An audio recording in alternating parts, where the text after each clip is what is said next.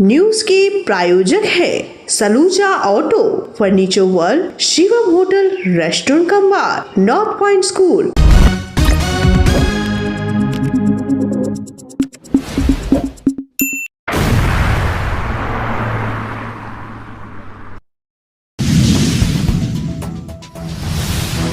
बौनपुर में PHE pipeline bridge टूटा, गिरा पानी का पाइप, अवैध बालू खनन पर उठे सवाल।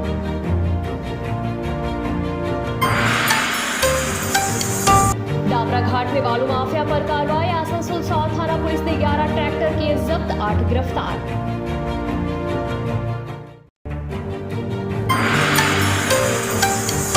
महात्मा गांधी हाई स्कूल की दुर्दशा देख भड़की विधायक अग्निमित्रा पाल, कहा बच्चों के भविष्य से हो रहा खिलवाड़।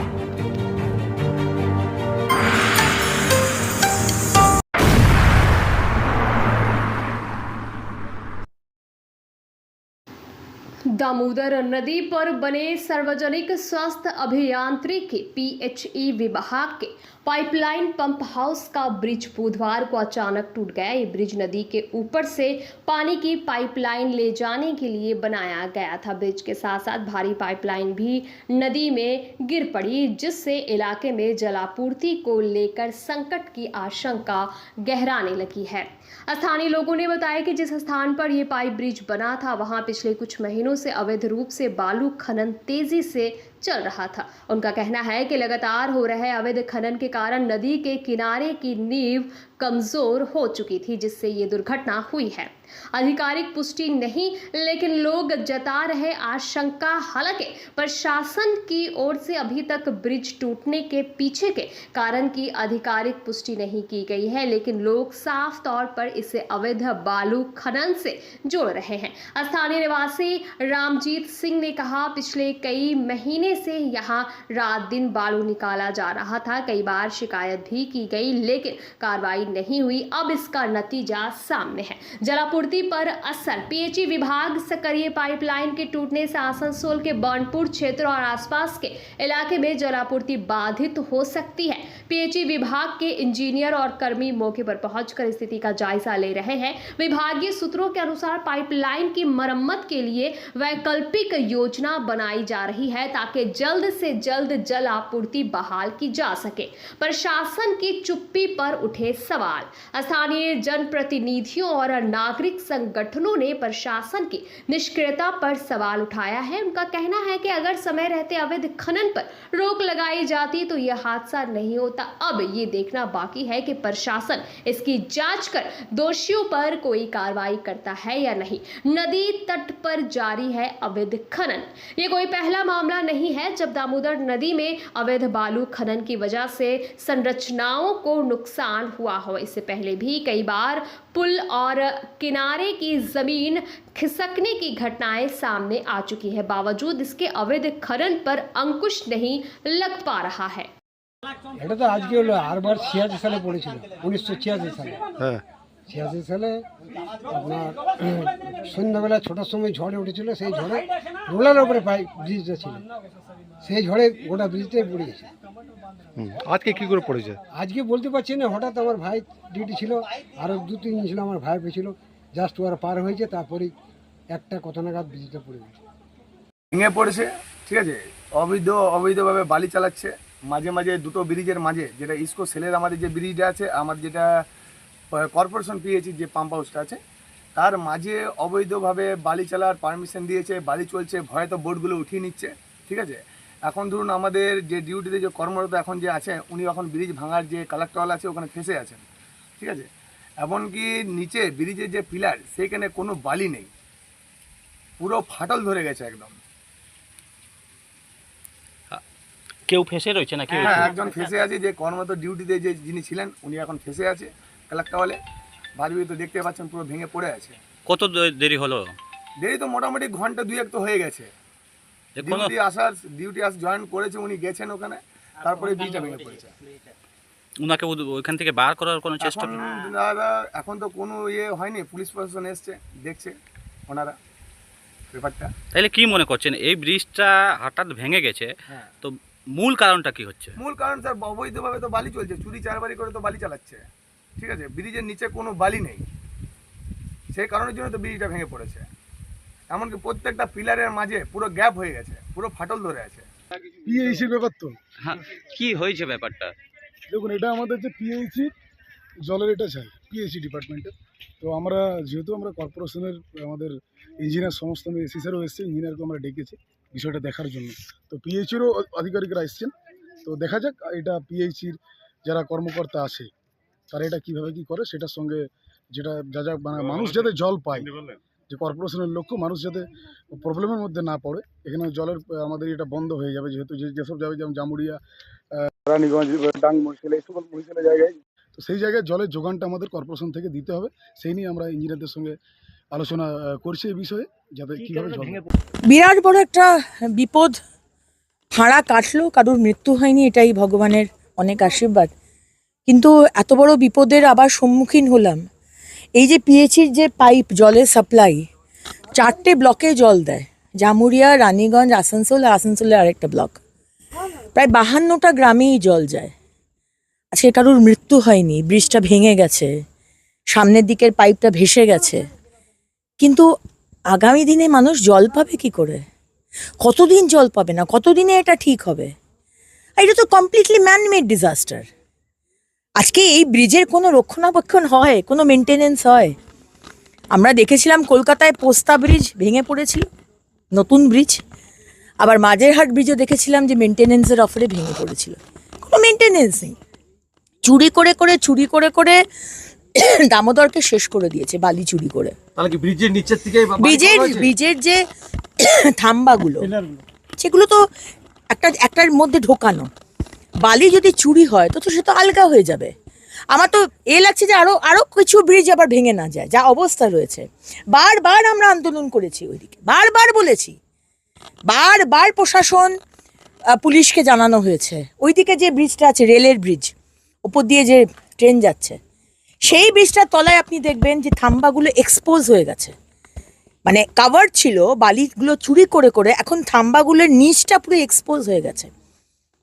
সুতরাং বালি চুরির কথা, বালি চুরি করা যাবে না, এটা মমতা ব্যানার্জি মুখে বলেন, কিন্তু এই বালি চুরির টাকা 70-30 হিসেবে প্রত্যেকটা থানাতে যায়, প্রত্যেকটা তৃণমূলের নেতার কাছে যায় এবং কালীঘাটেও যায়। মমতা ব্যানার্জি, আপনি সব কিছু জানেন, আপনি জেনে শুনে এই ডিজাস্টার এবং আগামী দিনে এই জলের কষ্ট এটা আপনার জন্য হয়েছে। এই বালি খননের জন্য কি এই কমপ্লিটলি আজকে ব্রিজ একটা মানে সাপোর্টে জলের ভেতর থাকে।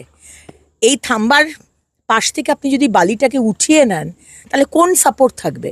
তাই হয়েছে। এখানে বালি চুরি করে করে কত মানুষের যে মৃত্যু হলো, এখানে যে কত ফুট ডিপ আপনি আন্দাজ করতে পারবেন না, মানে তলিয়ে গেছে মানুষ। এবং বারবার পুলিশ প্রশাসনকে বলার পরেও তাদের কোনো হ্যাতক্যাত নেই। এখানে তো সব কিছু টাকা পয়সা।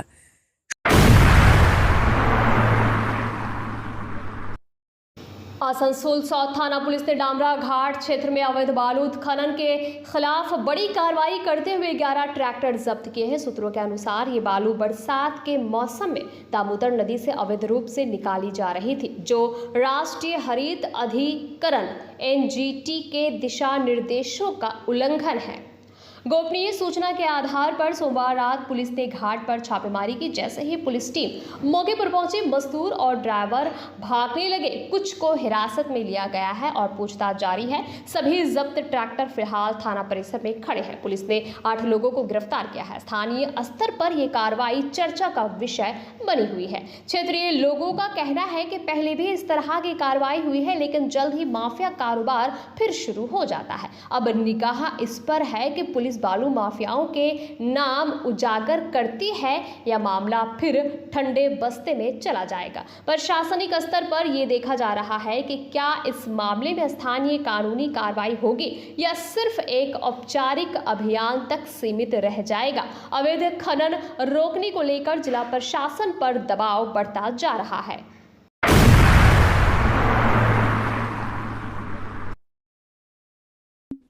Fair Education's Point, the perfect place for development and growth of your child. Our facilities, best in class infrastructures, holistic educations, multidisciplinary extracurriculum activities, swimming pool, smart class, karate, abacus, transport facility, well educated teachers teach your child. Make your child bright future. Then contact us.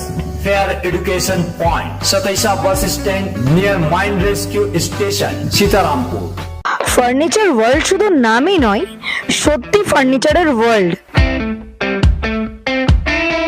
একটা দুটো নয়, পুরো 4টে ফ্লোরই শুধু শুধু exclusive ফার্নিচারের সম্ভার পাবেন। প্রত্যেক ফ্লোরে আছে চোখ ধাঁধানো ফার্নিচারের বিশাল সম্ভার, তাও আবার 20% ছাড়ের সাথে। चांदामोड़ स्थित प्रतिष्ठित अंग्रेजी माध्यम के आसुसो नॉर्थ पॉइंट स्कूल में नर्सरी से क्लास 9वीं और 11वीं के लिए प्रवेश खुला है। ऑनलाइन नामांकन की भी सुविधा। स्कूल में सारी आधुनिक सुविधाएं उपलब्ध हैं। Air condition computer lab, air condition auditorium, swimming pool, पूरे स्कूल कैंपस में सीसीटीवी निगरानी, स्कूल ट्रांसपोर्ट की भी सुविधा। संपर्क करें आसुसो नॉर्थ पॉइंट स्कूल में।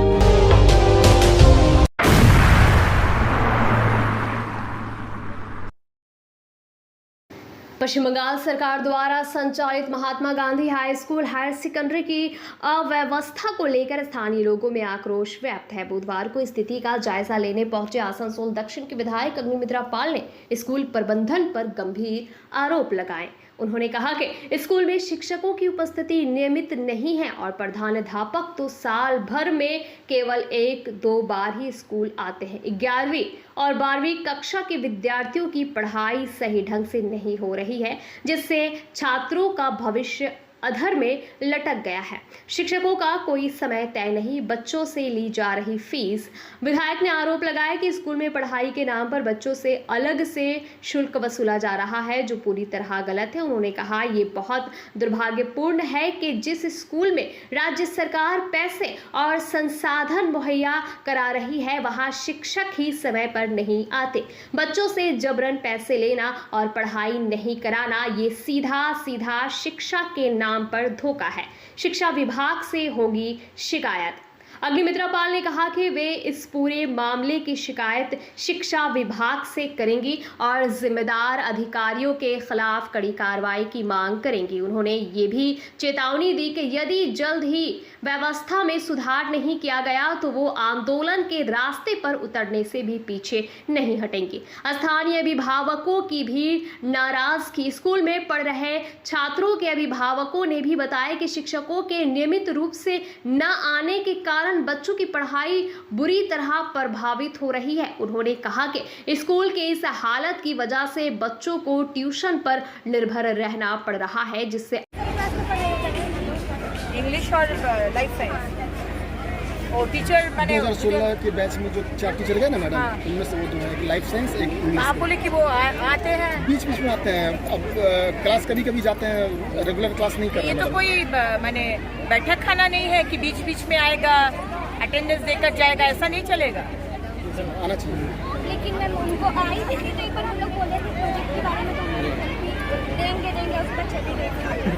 ठीक है, हम बात करते हैं, व्यवस्था करते हैं।